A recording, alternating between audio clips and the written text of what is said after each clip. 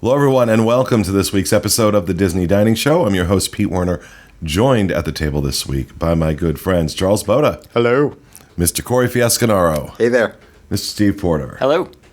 And Rhino's back there, just having a big old head working the switch. And Craig is watching porn. Stoically. Right. Stoically. Not giving anything away with that flat affect, are you, Craig? Okay. So, we've decided to do our personal pick top 5 restaurants. And I am going to go to Steve this week. So I have some thoughts. I'm going to check my email because hopefully really the only 5. ones that are right are mine, but... Okay. You forgot yours already? No, I'm just going to check my email. Oh, okay. He's tuning out. Oh, I see what you're saying. So I went with what restaurants would I actually spend my money and time at, not maybe just like... As opposed to my money and time? Exactly. So number 5, I have Captain Cook's at the Polynesian. I think it's one of the best quick service locations on property. The Thai meatballs, Thai coconut meatballs are delicious.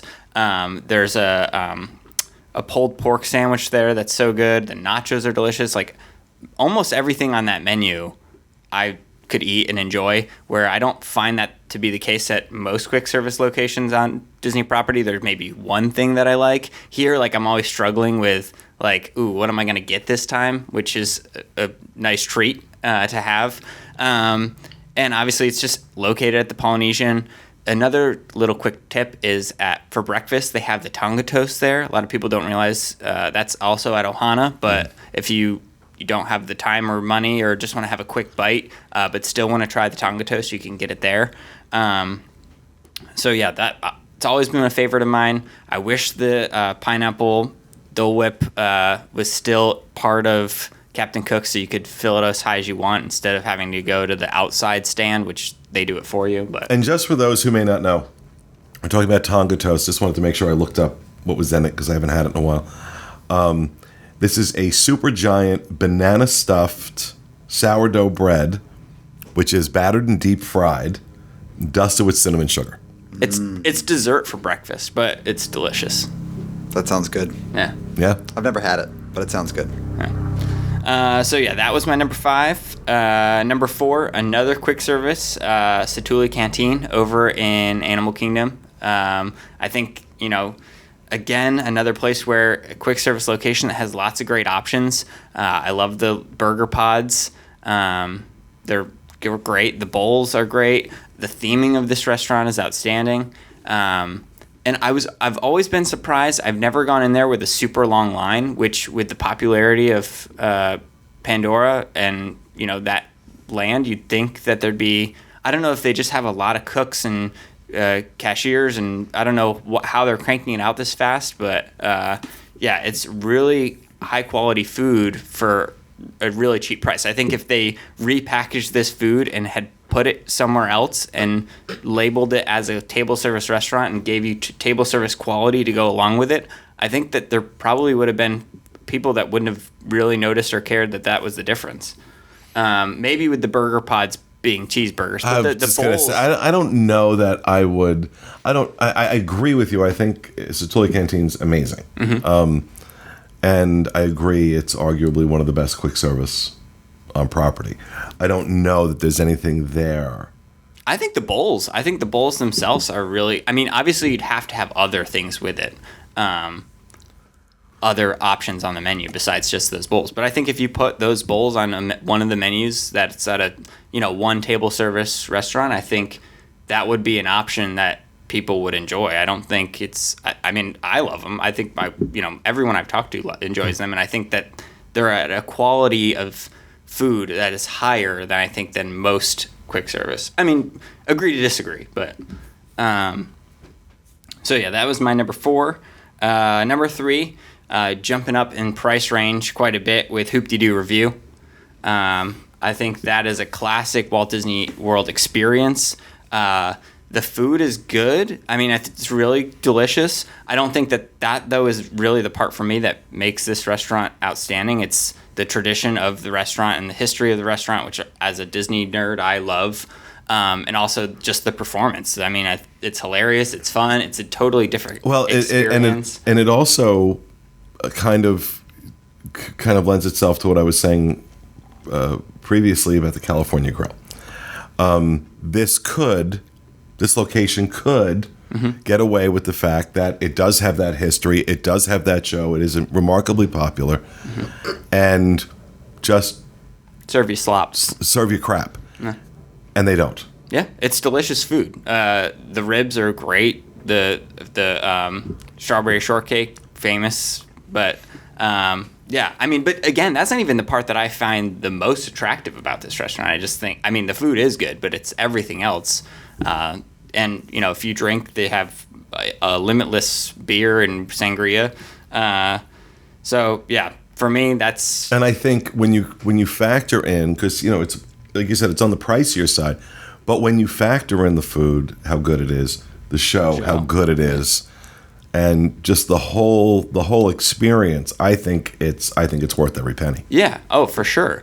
And it's, you know, it's not tiny, but it is a smaller venue. It's not like, you know, there's 2 levels, but you're getting there's a chance that you could be pulled up on stage. And Charles's favorite. Yes. They do a good job of interacting with a lot of the tables. I mean, there's probably like a 50-50 chance that they'll either at some point come up to your table with a microphone, or someone from your table is going to be taken up on stage. I This is like why those Charles odds. Yeah. 50-50, that's a coin flip. Now coin you flip. have made sure that Charles will never Never step go foot. Get on stage, I'm going to be a star. This restaurant will probably be in Charles's bottom 5 if we ever do that. Yes, it would. I need to go back to hoop-dee-doo review. I went there about 20 years ago, and I got sick and haven't been back since. It's still the same. Don't go back. Because then I might have to. All right, we're going back Turn next into week. a review, and then I'll have to cower in the corner. I think worried it's time to somebody's- re-review. Yeah, I mean, I love it. Number 2, going back to quick service. Well, kind of quick service because it's the bar and grill, Geyser Point, over at Wilderness Lodge. I think this Have is to do that. Still haven't one of done that. my favorite locations on Disney property. It's one of the few places I think you can kind of step outside of the Disney bubble. That if you're just like sitting there having food out on the water, because it's right on Bay Lake, you don't see any of the Disney. You know, Bay Lake doesn't have any of the Disney resorts or even the castle in the background. So you just kind of the Contemporary's on the left, but where Geyser Point is positioned, there's like some bushes. You don't really see the Contemporary, so you're just kind of surrounded by wilderness, and you kind of escape that Disney bubble. So I think it's a good place to go, maybe nearing the end of your trip. If you're maybe someone in your party that's had too much Mickey Mouse and princesses, you can kind of go there and, you know, de-stress from all the magic. And delicious food. There's a bison burger that wasn't my personal favorite, but I know a lot of people like. There's salmon. There's like the menu is actually fairly large because there's a quick service location that's included kind of as the Geyser Point quick service location that they've just made into, you can just order that food. So there's a ton of options. There's lots of drink options too because it's a bar. And I just think it's beautiful out there. I think it's one of the most like picturesque locations for ordering food on Disney property. That's, especially when it comes down to the price point, one of my favorites for sure. And my number 1, I forgot. Oh, California Grill. Yeah, I mean, That's hysterical. Quick service, California Grill. yeah. Well, I mean, there's no denying that California Grill is outstanding. It's expensive, but it's, you know, I found all these places to be worth the money. That's why I wanted them on my list and where I would spend my money. California Grill, while it might have to be something special like an anniversary or a Valentine's Day or something like that, it is still something that I would go out of my way to spend my money with my wife to do that because it's expensive, but it's totally worth it. Everything I've ever had there has been outstanding. The service has been outstanding. I mean, we talked a little bit about this on your episode, but you know, it totally could get by with serving worse food because of the location that it's in. But I mean, it's still outstanding every time I've been. So, yeah, those are my top 5. I like them. Thank you. Especially hoop-dee-doo. Well, okay, I like all but one. All but one. All but one. I need to try and all of they're- them. And Hoop-dee-Doo does do a phenomenal job at what they do. It's just not for everybody. It's not for That I understand. Yeah, but Yeah. No, oh my God, if they ever tried to pull you up on stage, I'd pay money to see how you would be like, oh, hell no, I am not getting up. Pink slips in the mail, Mr. Werner. All right, well, that's going to do it for this episode of the Disney Dining Show. We hope you enjoyed it, and we'll be back with you again next week. Thanks for being with us, everyone.